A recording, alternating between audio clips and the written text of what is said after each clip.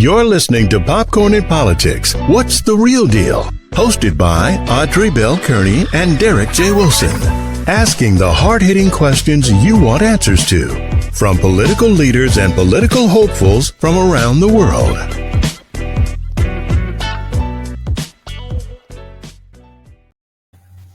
Good afternoon, and welcome to another episode of Popcorn and Politics. I'm your host, Audrey Bell Kearney, along with my co-host, Derek J. Wilson, and our official guest for today, Representative Donna McCleod, State Rep. Donna McCleod. Thank you so much for joining us. Thank you guys for having me. You're very welcome. Hi, You're very welcome. So we're excited to have this interview because we know you are probably the hardest working women in politics here in Georgia and Gwinnett County. I was talking about you earlier I think it was December, when I saw you over at Brian's event, and I said she was so emotional because she was saying how hard this job is. And so I want to kind of go into your backstory. So you're an engineer, a chemical engineer by trade, which I was like, oh, that's pretty cool. I didn't know that. So chemical engineer by trade. What in the world prompted you to get into politics? It's funny. I came to the U.S. in 1998, and I actually came because my father is a welder, and we had lived in Canada first, and my father moved to the States, and he asked if we were interested in moving to the U.S. This was back in 1991. We said sure, and they started paperwork. It took 7 years to get the paperwork for us to get our green card. So I came here with my green card. I was not a citizen, of course, came with the green card. So my dad is the one that was moving, he had kind of been the leader on that stuff. And so my dad coming down to the States, and we saying we were interested, and finally the papers came through. So I had to make a decision on where I want to live. And it so happened that the Olympics happened in Georgia in 96. 96, yeah. Right. And put Georgia on my mind because I was thinking about moving to Seattle. And then, Georgia was on my mind. I came down here and I really liked it. It was clean. Anybody knows anything about the Toronto, Ontario, the metro area, it's very clean. And so that was something I was definitely looking as part of my parameter. I had gone to New York several times. A lot of my family live in New York, but I didn't like it. It was back in the 80s. So it was definitely not a place I want to live. And then I came here. 2000, the election happened with Gore and Bush. And I was really disturbed by the way it was determined that George W. Bush was the president. So I actually in 98, 2000, so I was only here maybe a little bit over a year and a half, and I was down in Florida protesting George W. Bush's inauguration. They said they're going to kick me out of this country. So I was already getting involved. And then 2004 happened, and it was Senator Barack Obama who came up on the stage and said, it's not a blue state, it's not a red state, it's the United States of America. And I basically, Gracie, no, my grandson, hold on. Okay. Oh, that's okay. We are, well, I have kids. I'm sorry. Yeah. So I have a granddaughter. So it's my grandson, Grayson. Yeah. So I went on to Florida, came back up. 2004 happened. Senator Barack Obama came on the stage and he brought up his wife. And I said, if this man ever run for president, I was going to be there from day one. That's what I did. In 2007, when he announced, and in 2008, he opened an office down in Atlanta. And I used to drive from Gwinnett to go down there because I really believed that he would be an excellent president. And I have always been committed that I think that Black folks can lead and lead well. So I had no reservation. I went down and I remember going on to people's door and they would slam the door in the faces because they were supporting then at the time the First Lady, and I think she was Senator at the time, also former Senator Hillary Rodham Clinton, and they had believed in the Clintons and didn't really see a Black man becoming president. And it wasn't until Iowa that I think Black folks said, hey, if people in Iowa can vote for him, why not us? And it changed the trajectory for Senator Obama. And I was honored. I'm always honored to that I was a part of that campaign. It was the most intense, most awesome campaign I've ever seen in my life, and grassroots organizing just got into my blood from there. So that's how I kind of got into the whole scheme of things, the grassroots organizing, and what I saw in Senator Obama's campaign. And of course, I was a national director for voter outreach of Black Women for Obama in 2012. And so it just stayed there, and I never stopped. I opened a nonprofit business for civic engagement because people really did not understand their government. That were born in this country, and it is something that actually pushed me more, because when people said they weren't in politics, it's simply because they didn't understand that all of us are in politics. We're not politicians, but politics determine how your tax dollars are being used and who you elect on your behalf to basically help spend your money and make sure that you get a ROI, a return on investment. That is the way you should look at politics. You wouldn't put money on the stock market and not expect to get an ROI. Everybody wants a return on investment. Yes. Wow. So fast forward to 2016, you jumped in the race for House State Rep House 105, and because there was so much gerrymandering back then, it kind of brings us back to where we are right now. You lost that race by 222 votes. But then you came back again because you're a fighter. You don't quit. You came back again, and you took it in 2018. What do you think about the atmosphere where we are right now with all the voters legislation and redrawing of the lines right now? So let me go back about my run in 2016. Prior to that, 2015, the lines were gerrymandered. And after the 2016 election, where I lost by 222 votes, about 5 members of my team stayed together. And what we did was a thank you campaign, because 2,100 people didn't vote in that race that year. And we did a thank you campaign to the people that didn't vote. And we were literally saying, thank you. I lost because you didn't participate. And it was like reverse psychology. And believe it or not, in 2018, not only did they come out, I think 3 people actually passed away during that time. But in 2018, not only did they come out, every one of those folks, but it doubled. So I won my race by over 4,000 votes over my opponent. And in my re-election, I won by almost 8,000 votes more than my opponent. But so I just wanted to show persistent is a thing, and you got to have a plan, and you have to be intentional. And if you really care what you're doing because it's the right thing to do, then you do it with all your gut soul, and you do it because you're in service of the people that you serve. In regards to SB 202, everybody's been focusing. So let's just talk about this as a whole. African Americans in this country don't have a birthright to actually vote in. Let's make that clear, right? Right. It was a federal intervention, obviously ending slavery, and then the 15th Amendment giving Black man, ex-enslaved males, the right to vote. And then, of course, you got the 15th, the 19th, and the 26th Amendment, women and young people of 18 years of age. So people got to remember, this is a legislative act. So that means that legislation is opinions, and opinions can be undone. It was an amendment to the Constitution, because the Constitution was not written with our hopes and our aspirations. They were written for white males who wanted to be free from Great Britain. And so we have to keep that in mind. And so these legislations are very despicable. 2013, Section 5 of the Voting Rights Act was struck down. It was the part of the Voting Rights Act that did pre-clearance.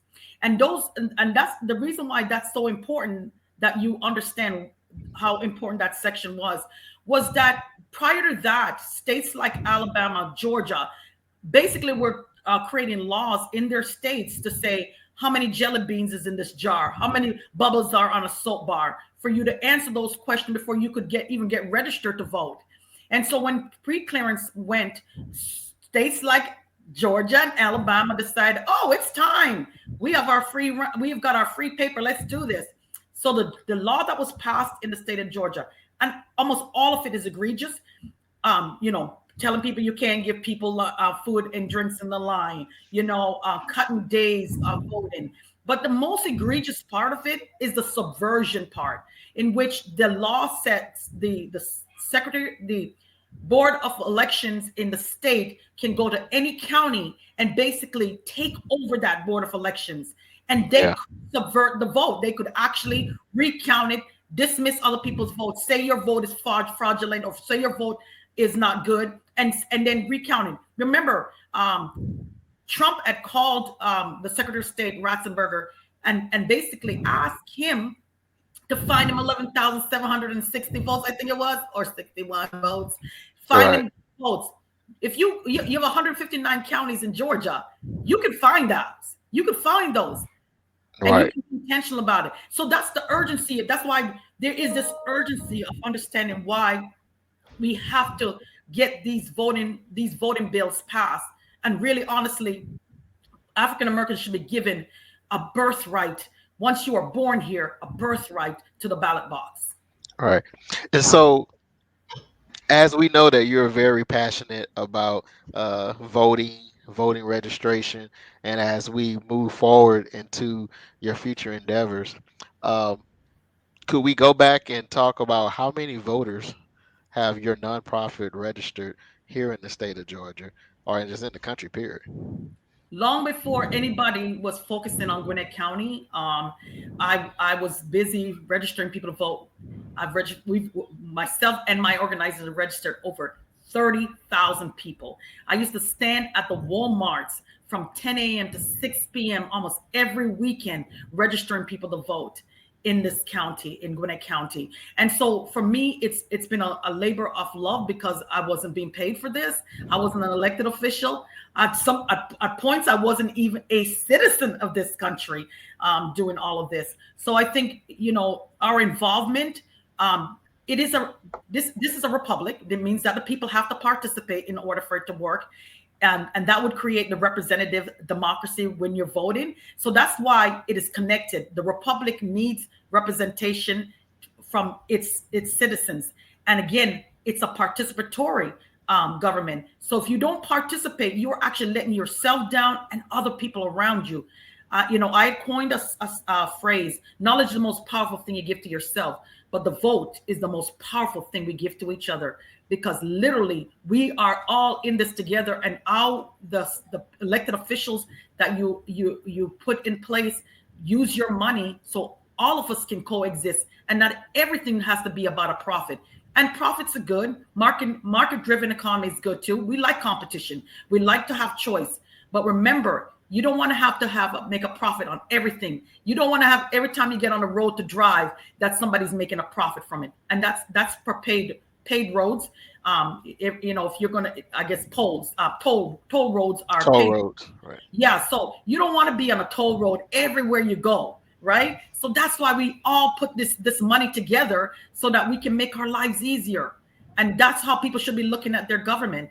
But it should be making your life easier.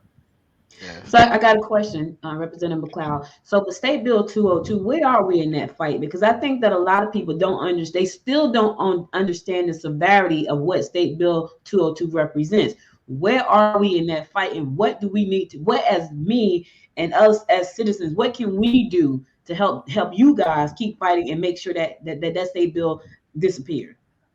No, SB 202 is law in the state of Georgia. And the interesting thing that people need to understand about state law and federal law. State law, I'm going to give you the perspective from slavery. So slavery in the South was a law. It was law. So holding somebody in bondage was law. And until there is a federal law to combat that state law, the state law stands. So what's been going on with the fight about the Freedom to Vote Act and the John Lewis Voting and Advancement Act, those two laws would be the answer to the state law being enacted. So right now, the state law in Georgia, SB 202, stands because there is no federal law, because we had two Democratic senators, along with all the Republicans, basically refusing to even talk about why they object to it. a talking filibuster. So I hope the listeners understand this is where pressure is required. I don't know where all you guys are being broadcast, but pressure on the cinnamons and the mansions to let them understand the severity. And I think they have the pressure, but I have to wonder what their motives are, to preserve the filibuster. Yet they have dismantled the filibuster several times to pass economic bills, but not to pass election voting rights bills. It's pretty sad. Yeah, and speaking on a federal level, as we know, Rep. McCleod, you're running for Congressional District 7 seat. Uh, so tell us about that district and why you feel like you're the best candidate for that position. So I've said this before. I know the 7th, and the 7th knows me. I have lived in the 7th for 21 years, going on 22 years. And because of my involvement in the 7th, doing the work, I've been doing the work, the voter registration, the attending Board of Elections meeting, making sure that there's Sunday voting in the 7th, making sure that early voting was extended in the 7th, making sure that the changing demographics in the 7th is being acknowledged, respected, and represented in all branches of government in the county. That's what I did. And I think it's important for people to understand we didn't get here by osmosis or magic. It was intentional, and it had to be fought for. I remember sitting down in a deposition because we took the county, Gwinnett County, to court on this issue of diversity. This was 2017, by the way. There was no persons of color, neither on the school board or the Board of Commissioners back in 2017. So in 2017, I was a plaintiff on a lawsuit that challenged the Board of Commissioners and the Board of Education. On the Board of Commissioner, we had one of the board members sit down, and when she was asked by the Lawyers Committee attorney, why is it so difficult to diversify the Board of Commission? And she said, I don't understand what the problem is. She said, they have nice house and they have nice cars. What's the problem? So we were supposed to come here. People of color are supposed to come into this county, in Gwinnett County in particular, because majority of the 7th lies in Gwinnett County, and about 84,000 lies in Johns Creek. And so I'm definitely want to make sure I get to know everybody in Johns Creek. But again, to have that mentality that people of color that move into this county should just be appreciative because they have a house and a car, as if we are not dimensional. We're only singular, focused on we can only work and not think about leadership. It was discussed in a statement, but then we also sat down with two of the school board members at the time in 2017. Both of them Caucasian women that had been teaching for a long time because they were teaching from the 60s and the 70s. And when they were asked what was their opinion on segregated school, they said they had no opinion. So the attorney then said, okay, what about now, 2017? What is your opinion on segregated schools?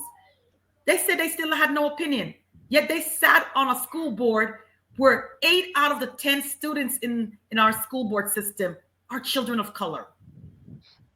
Wow. That statement kind of reminds me of the statement that Mitch McConnell made this week. Oh my God. Yeah. When she said that, I said, "Ooh, that sounds like Mitch McConnell." That's not a slip tongue.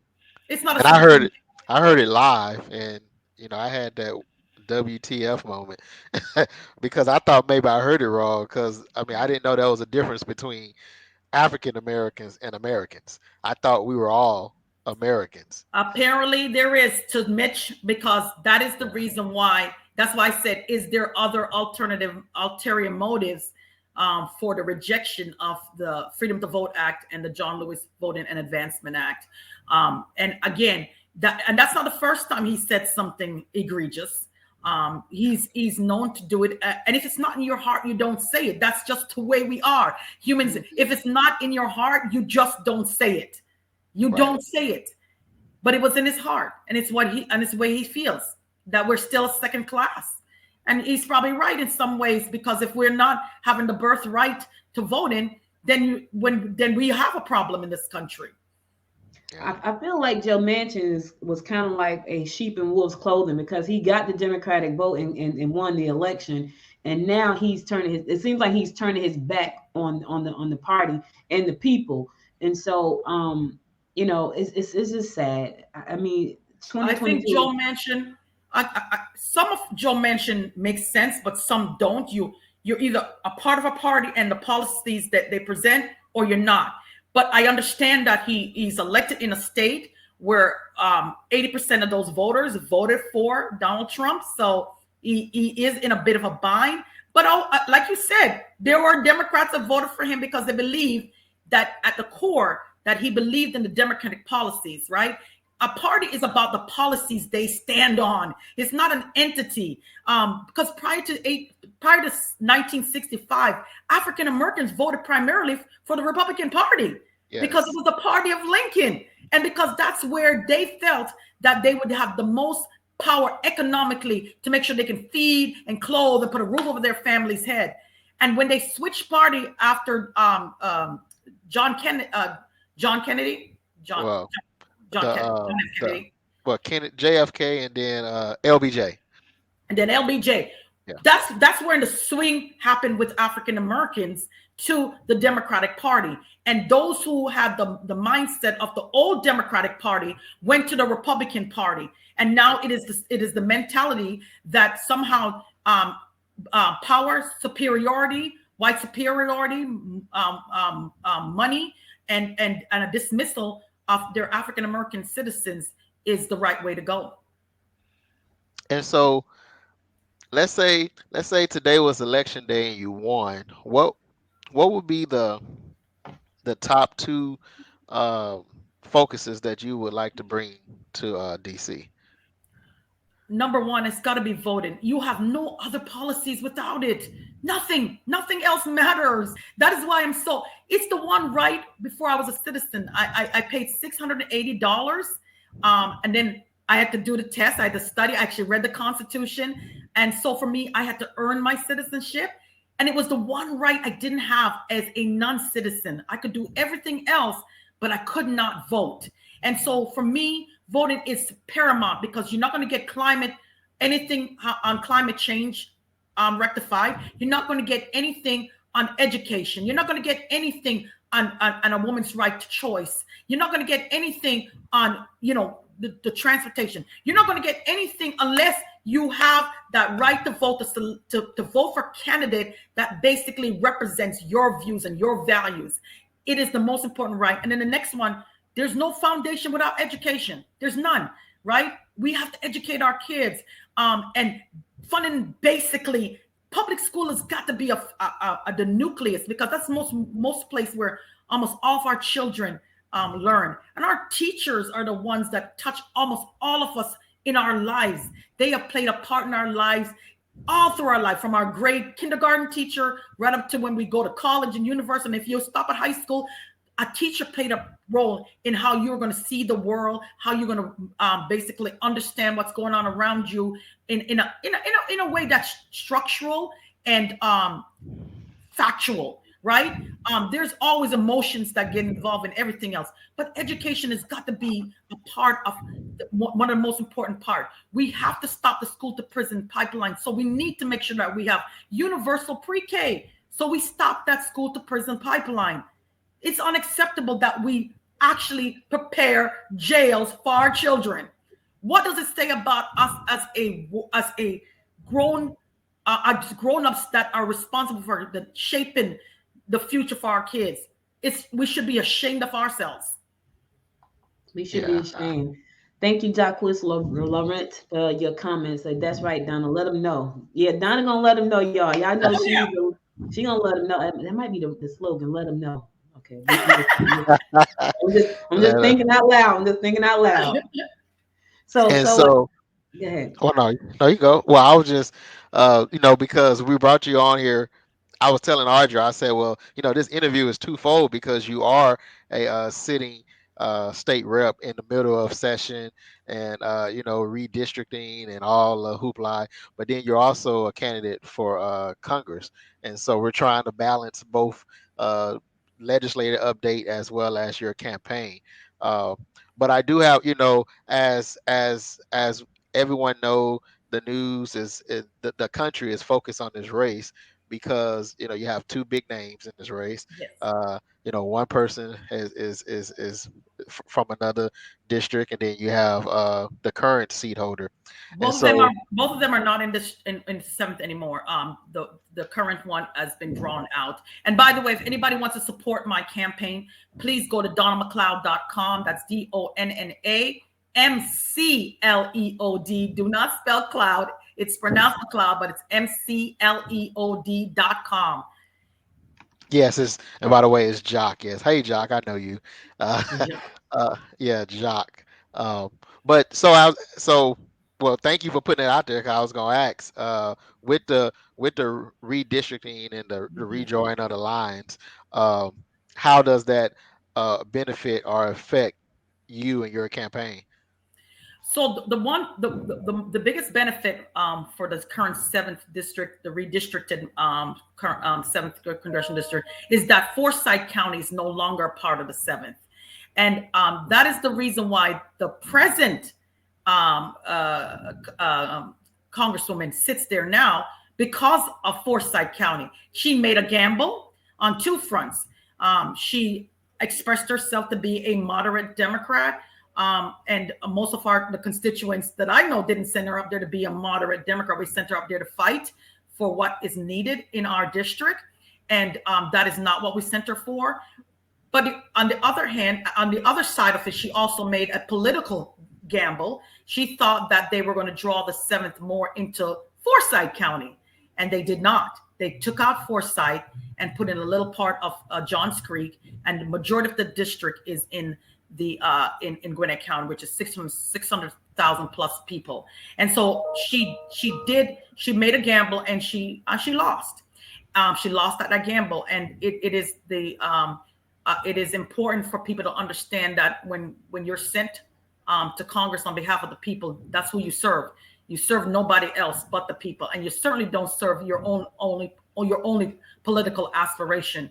You have to fight on behalf of the people. If you're going there just to live there, then you're going there for the wrong reason. You're going there. You must go there to serve the people that elected you, and the only people that matter is the people that vote. Period. Because when you're running for office, you're actually doing a job interview. It just happens to have a bunch of thousands and thousands of people in it, and so you have to be able to tell people your message, and that's the biggest part of having money, is to basically spread your message. Other than that, I think the most important part is to let people know just where you stand on issues, and that if you are going to be serving them, that you keep focused on serving them. Too many people get, I guess, away from their constituents. And not only that, I will push back on the constituents myself and say, when you elect somebody, that's the first part of your job. The second part is to keep them accountable. It's actually your job too. That's part of the First Amendment right, is to make sure that you speak your voice and speak up about your government, and making sure that they're doing right by you. Congresswoman Carolyn Mado sits in that space now. She sits in the space that you're running for, and so she has support from a lot of people. What is it that you think she's not doing right that makes you want to, say, you know what, I can do this better. I can help Gwinnett County. But I love Gwinnett too. Like, I love Gwinnett County. And so what is it that you think that she's not doing that you feel like you need to step in and say, you know what, I can do this. I can help us get better at this. Uh-oh. I think her camera froze. Okay, stay with us, y'all. She's coming back. We can't control technology. Technology has its own mind, so stay with us. Let's give her a minute to come back in, because this there she go. You were frozen. I'm back. Yeah, you're back. Okay, so parties are. We spoke earlier about policies being about a party, right? It's not the name itself; it's what they stand for. The Democratic Party in Congress said they wanted to build back better, and the bipartisan infrastructure. Yeah. Donna, you're in a bad connection area. You're going in and out. Uh, So if you can hear us, you're gonna have to repeat it all because we can't hear yeah. you, which is Oh crazy.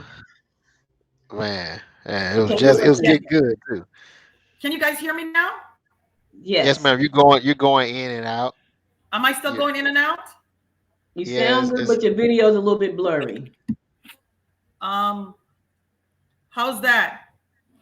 You sound good, but it's trying to adjust. It's trying to Yeah. adjust. Go ahead. Okay. It's adjusting. Okay, so we are our parties are about policies, right? Not Right. the name of the name of the party. It's the what the policy what the party stands for, and the party, the Democratic Party in Congress decided that they're going to move the two bills together: the Build Back Better, as well as the bipartisan infrastructure bill. That's what the Democrats decided. The current congresswoman decided that she wanted to be a part of a caucus called the moderate Democrats. By separating herself, the message got delayed as to what is important in those bills, because then the media started focusing on this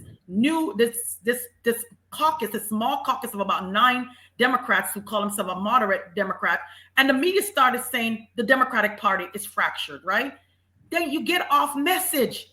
Our job is not to create off message. Our job is to make sure that we sell the policies, we show the people why the policies will benefit them, and that's our job. She did not do that. She failed. She failed to do that. And when she started going into this caucus, she basically created a narrative that was different from what was needed, because pre-K, pouring asphalt and concrete is no more important than universal pre-K or paid family leave. It's no more important. It's about our tax dollars, and that all our taxpayer get a return on investment. She missed that point. And she also thought that voting rights issues, or voting issues and election issues, was mainly an African American problem. Subversion is not an African American problem alone. It's about our democracy, our representative democracy. Wow. Wow. Wow. So we have a user that says, we sell the policies. It is this behalf that we the people. That is right. We the people. And that's what state rep is saying. State Representative Donna McCleod is saying. So we know why. How do you think you're gonna fare? Because now you're going up against Lucy McBath, you got them against Carolyn Bardot, but you have been in Gwinnett County for the whole time you've been here. So what do you need from the voters? What do you need from the people? What do you need when it comes to volunteering for you to help move your campaign along? Okay, so Derek happens to be my campaign manager. Woohoo! And and so what we need is for you to go to donnamccleod.com. There is a link there too to volunteer, sign up. We're going to need a lot of volunteers. But one of the things that I'm doing is I'm not running against them. That is not what I'm doing. I'm running for the 7th congressional district to serve the people here, because I know them and they know me. I'm the one in the grocery store. I'm the one in the Jamaican restaurant. I'm the one at Jay's Caribbean. I'm the one at Carrabba's. I'm the one all over this district. I'm the one that's in Snellville, helping candidates that are running for city council to get good people on the city council. I'm the one that has tutored and mentored so many candidates when they ran, to make sure that we had candidates on the ballot. Because Gwinnett County didn't change because, like I said, we wished it to. We did the work. We made sure that each race was being challenged on the ballot, because we had Republicans going unchallenged for decades. Until we changed that, it wasn't matter. Now everybody's looking at Gwinnett saying, oh, it's great. No, Gwinnett's great because we made it great. The people that came here and fought for it made it great. Thank you. Yeah. I gotta say thank you, because I've been here 8.5 years, and I am grateful that you have made it great. Thank you. Yes. And so as we wrap up, are we getting to the wrap? We have time for We more are getting questions? to we got time for 2 more questions. So we got 2 more. Oh, Go okay. ahead, shoot.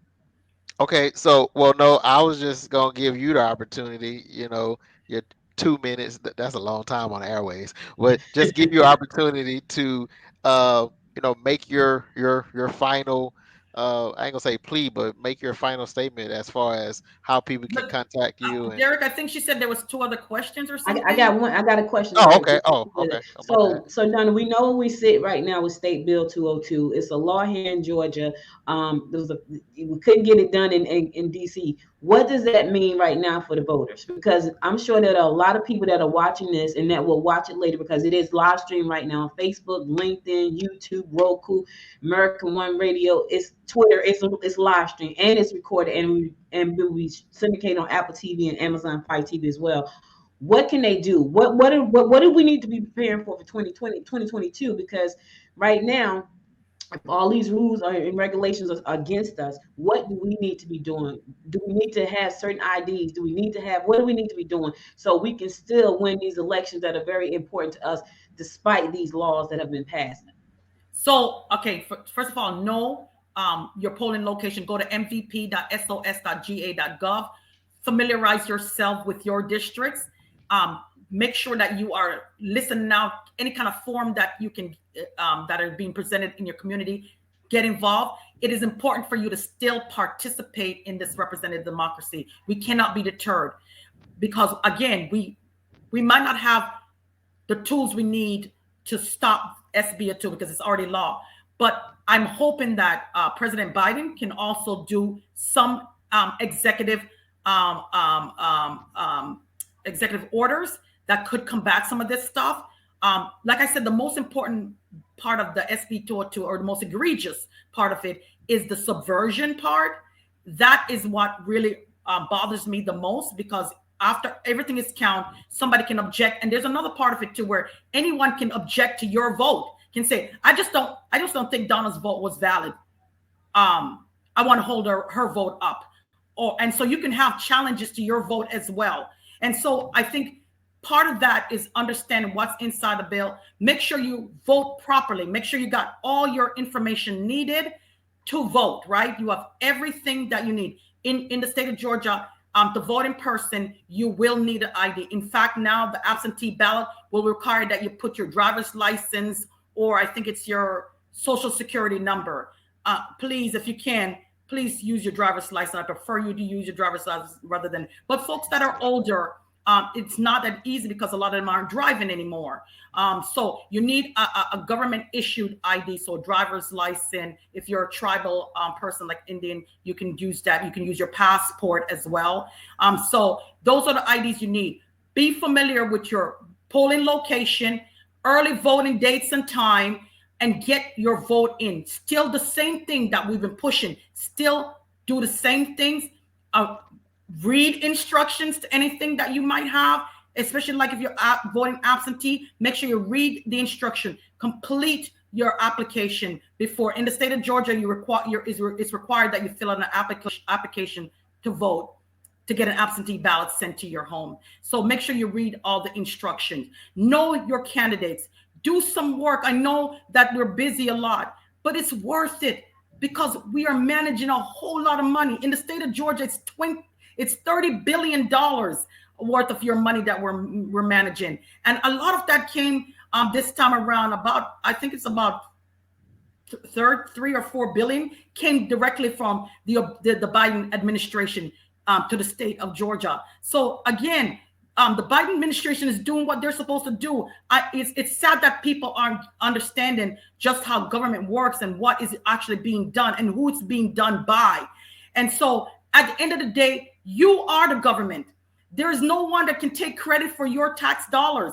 You pay income tax, sales tax, and sometimes you pay fees.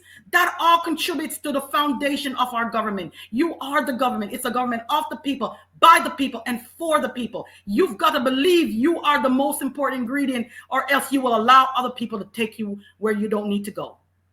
Don, I got a quick question for you. There's a user in the chat room, and they wanted to know, when State Bill 202 was passed, did you say anything about that? Did you stand up? That's it. Did you stand up for it? Did I stand up? They don't think you stood up for it. They say you didn't stand up. So I want you to clear the air. Wow. This is what happened. So we want to make sure that we give you the opportunity to address that. Did you stand up? That's what they're asking. Okay, so first of all, I went to the well and I called it the big lie. I said, we are making laws on a big lie. We're making legislation on a lie. In fact, it got picked up by CNN, MSNBC, and I was on all of those speaking out against, I've been passionate about voting. So you better believe I've not ever stood back and say it was okay. There's videos out there of me speaking about all of this. So so I don't have to just tell you. You can actually Google my name and you can find the videos. They're out there. And it's mvp.sos.ga.gov. Oh, by the way. GA.gov. Okay, we're gonna correct that. Or they can Google my voter page, Georgia's my voter page, and that should come up. And you'll have to put in your first initial, your last name, your date of birth, and the county you're registered in, and hit submit. And all of your information is going to be up there. You can even request an absentee ballot on that page. It will tell you what district. In fact, by the way, if you go on that page where you see your county commissioners and your school board district, I work with the Secretary of State to have those two information put on the page, because it was so difficult, especially for new people that came into the county, to find out where they were supposed to, what district they lived in, and all of that stuff. So I made that possible. Okay. So Donna, Another question. Go ahead. Well, Go ahead, Derek. another question that's online. They asked, how many bills did you have passed? Like, how many bills have you written that have actually passed? I have had lots of bills written, but the Georgia House of Representatives made up of 180 members. Only 77 are Democrats. The majority have all the committees. The speaker determines what bills gets into committee. And unfortunately, Democrats have not been able to pass a whole. And if we do pass stuff, they take parts of our bills and put in other parts of their bills. And then they pass it, and we are not getting the credit for it. So it's when you are the minority in a legislative branch, it's very difficult to get anything through. So that's why we're asking you guys to vote and go down the ballot and vote for Democrats, so that we can get the majority. Because we've been, with all of that said and done, we have pushed back on so many bills that were basically stopped, because we were able to push back and let the public know just what was going on under the Gold Dome. Right now, we have I've introduced a bit to reconstruct the QBE formula for funding schools. I mean, that is not controversial, but because the Republicans have been trying to sell a narrative that they're fully funded public schools, the formula was created in 1987. Gwinnett County looks nothing like that in 2022. So it is a formula that doesn't work. I also introduced a bill to remove the $127 million they have in the budget for private prison. Why is taxpayers paying for privately funded private prisons with our public funded dollars? So I have a lot of great bills. I also introduced a bill for legalizing small amounts of marijuana, and also making sure that we expunge the records of people that were put incarcerated for small amounts of marijuana. So those are the things that we're putting forward. But unfortunately, because we're not a majority, we're not getting our bills heard in committee, and we're not getting our bills heard on the floor. The one thing I like to say about this show is that we try to educate the people that watch this show. So there are a lot of people who just want to have a problem with the candidates, right? I think you need to start to go and educate yourself. Where can people go to really educate themselves about the things that you're saying? Because I keep getting the same question in the chat. How many bills did you pass? Now, I heard you loud and clear when you said there are 77 of us and there's 180 of them. So when we put a bill on the table, we have a total of 180 members. So we have 77. So that means that they have 113. Okay. Right. You understand? So they have a majority. Majority in there's no 2/3 vote. If they get one more vote than 77, their bills pass. So if a bill comes to the floor and we don't like it and they like it, that means all they have to do is get 78 members to agree with them, and it passes. It's just One more vote is still the majority vote, and we don't have chairmanship jobs on the because it is Republican. They're the majority, so they control all the committees. They control the speakership, and the speaker is the one that determines if a bill gets heard and put through a committee for a hearing. And we don't get hearings, and it's not because we don't have good bills. Right. We have great bills. By the way, you can go to legis.ga.gov, and you can see, and you can Google my name. You can see all the bills that I've introduced and I was one of the first to introduce Election Day as a holiday in the state of Georgia. Thank you for that. Mm-hmm. So it's legis.ga.gov. And if people want to know more about me, please go to my website. There's about me. It's the issues that I'm running on. Contact me. I will be happy to let you know where I stand on anything. I'm very, very straightforward. I'm very open, and I'm very responsive. You can ask my constituents. I'm always there. And so, by the way, during the pandemic, educating my constituent about making sure we use facts and not theories about science, and also, helping to save a couple of the businesses in my district because it was rough. It was rough. I had being on an eviction roll. We had to work really fast to get resources to them.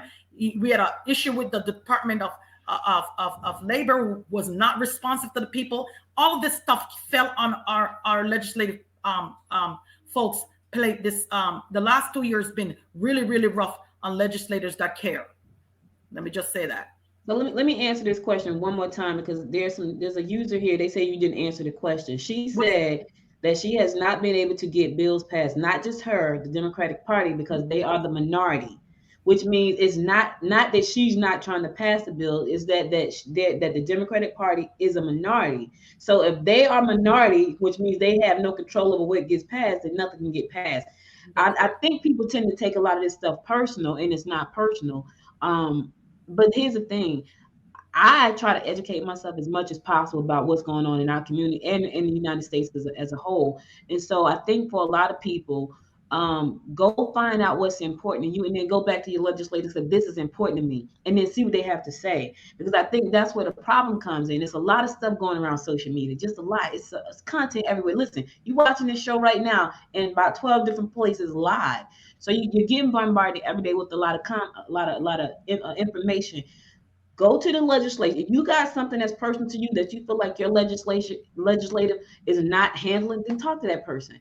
Don't point fingers. In my opinion, I'm not pointing fingers until I know what the problem is, right? Then I'm gonna say, hey, what you doing? But if you tell me this is what you're doing and this is why it can't happen, then I have to say, okay, well, what do we need to be doing to make sure that that's not the case? How do we get that 113 down to 77 and flip it? How do we do that? Let me get a little. You're going to a store and want something, right? And it's not there, and you approach the salesperson, and the salesperson said it wasn't ordered. It's the same thing. You can't get something that's just not there, right? We can't get our bills passed because we just don't have the majority. We have 77 members out of 180 members. Majority rules. When we take a vote, at the end of the day, whoever can get the most votes, basically their bills will go through. We will never have enough votes at 77 to get. And we have tried to work with Republicans. And by the way, some of the bills that we've introduced, some of them are for it, but refuse to break ranks if the party doesn't want them to break ranks. So we know this for a fact, because I've talked to some of my Republican colleagues, and there are things that they agree with, but because the party at whole doesn't agree with it, they stick with the party because they can be primaried. Because when you're in the majority, you got sticks and carrots and sticks. They will take them off committees. They will primary them if they don't stay in line. One thing I will say about the Democratic Party, is that we are free thinkers. We do allow people to really put their ideas and thoughts, and because we are representing people, and every district's a little bit different.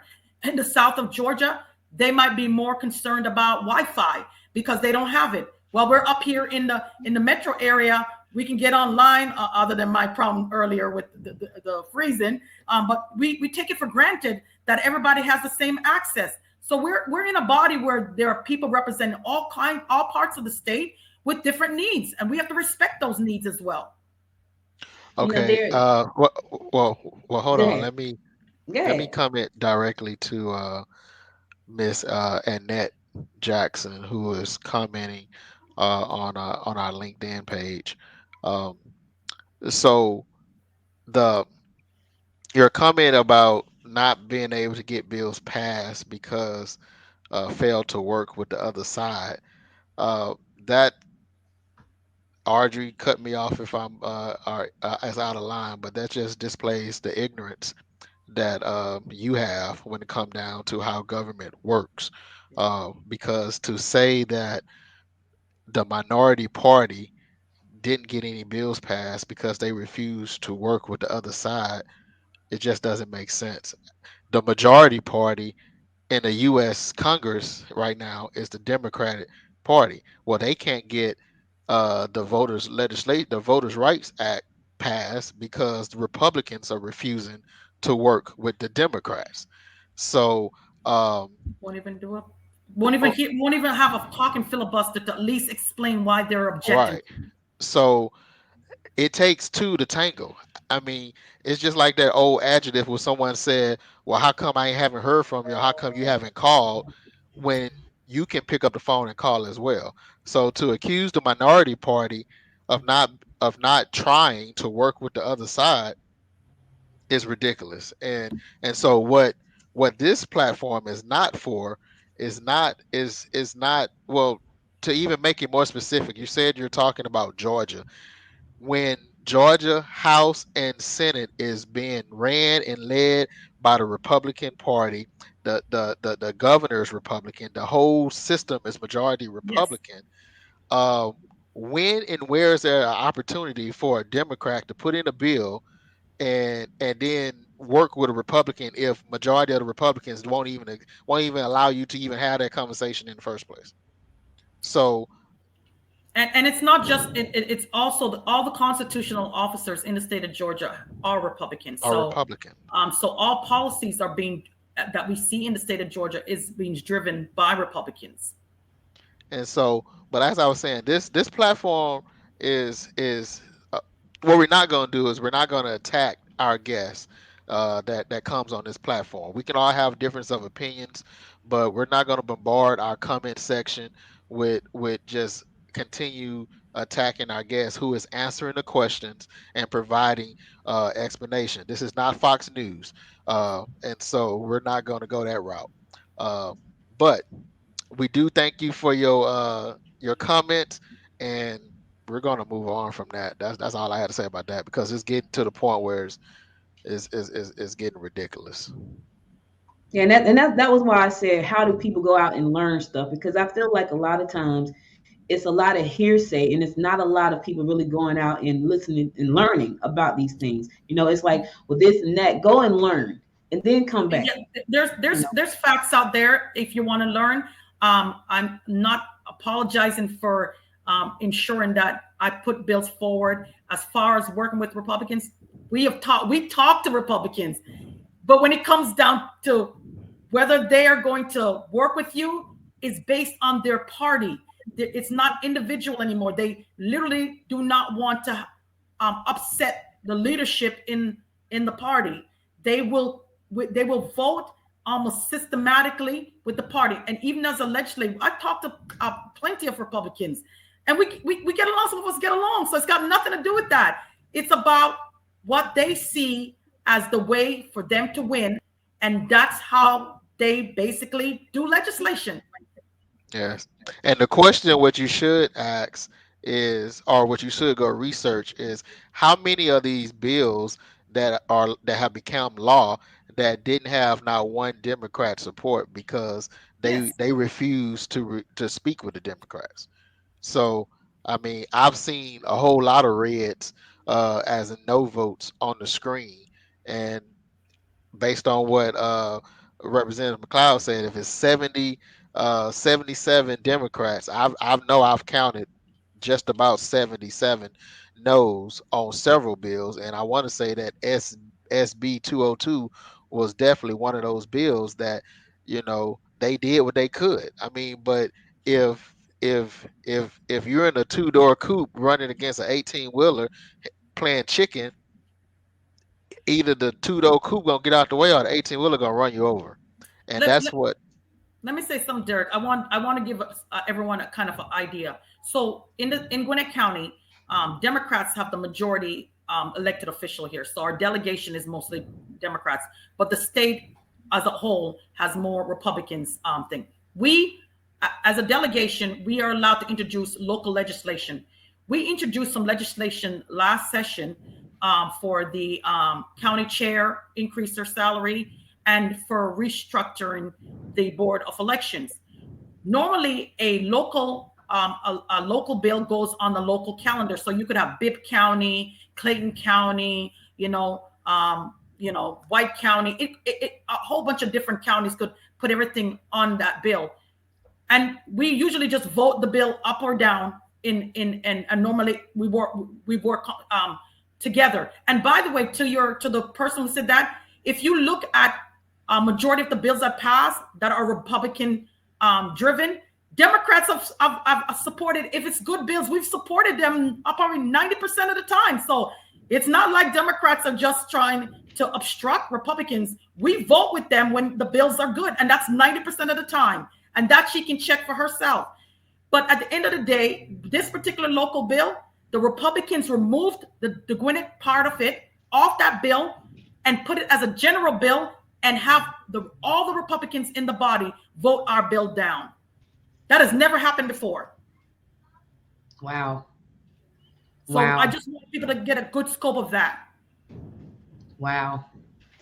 Well, ma'am, thank you so much. You have been a lot of information, and I know that there are a lot of people who have their opinions, and we respect your opinions, and we thank you for tuning in and sharing those opinions with us. And thank you, Derek, for just letting everybody know that this is not a place to attack. This is a place to educate, and to Let me empower say people this to get out too. and vote. It's okay. It's okay. It's okay for people to have their own opinion, but they are not entitled to their own facts. And at the end of the day, I don't have a problem going toe to toe with anyone, even if they object to me, because I earned this right in this country to become a citizen of this country, and I've done everything that is required of any good citizens in this country. So I have no apology. No apology. There you have No it. apology. Well, thank you again. And I want to just drop your information in for people who want to go out and support you. I know listen, you guys, I got to give it to you guys. I swear to God, Derek and I have talked about this many times, me jumping into politics. And I said, Lord, I don't think I can do it because I don't know if I can handle that type of stuff right there. But I'll stay on the small business side while I help empower small businesses. That's my lane. And bring you great content, media. That's my lane. But thank you so much, Senator Representative McCleod. I Listen, really this country is appreciate it. worth fighting for. It's the most unique of all the countries. Born in Jamaica, grew up in Ontario, Canada, both parliamentary style government. I am very fascinated by the way this country is, and it's worth fighting for. Everyone should be willing to fight for representative democracy. It is young, it is new, and I think it's worth fighting for. That is why we have this platform. Find your lane and fight for this country. That's what I do. This is my lane. I'm fighting. Thank you so much. I really appreciate you taking the time. And her information is here if you want to support her campaign. You had someone donate to your campaign while you've been on the air. So that's pretty cool. Wow. I like that. Well, thank you guys Yeah, so much. Yeah, thank you so much. Like I just donated. I just contributed to your campaign. So that was pretty cool. That was the first time that ever happened, by the way. So Wow. I'm excited. Well, I'm excited about that. And I appreciate you both for allowing me to be on this platform. I truly enjoyed it. And even folks that were not necessarily seeing it my way, I'm okay with that because I do that every day. That's how, if you're born and you live 50 some years on this planet, your life has not been easy. And having how should I say, opposition is okay. It's okay because I was built strong. Built strong. All right. Listen, if you like this show and you think that you have something that you want to share that's going to enlighten our audience, please go to popcornandpolitics.com and fill out our guest submission form there, and we would vet you and then bring you on the show. We feel like you add value to our audience and to our communities at large. So thank you again, Representative McCleod. We really appreciate you being here. Listen, that's all we got for today, y'all. This was a good one. I kind of knew it would be. This was definitely a good episode, and thank you again. Listen, we'll be back next Sunday, same bad time, same bad place. We want to thank you for listening in. Until next time, our friends, until next time, make it a great day. Bye, y'all. You're listening to Popcorn and Politics. What's the Real Deal? Hosted by Audrey Bell Kearney and Derek J. Wilson. Asking the hard-hitting questions you want answers to, from political leaders and political hopefuls from around the world.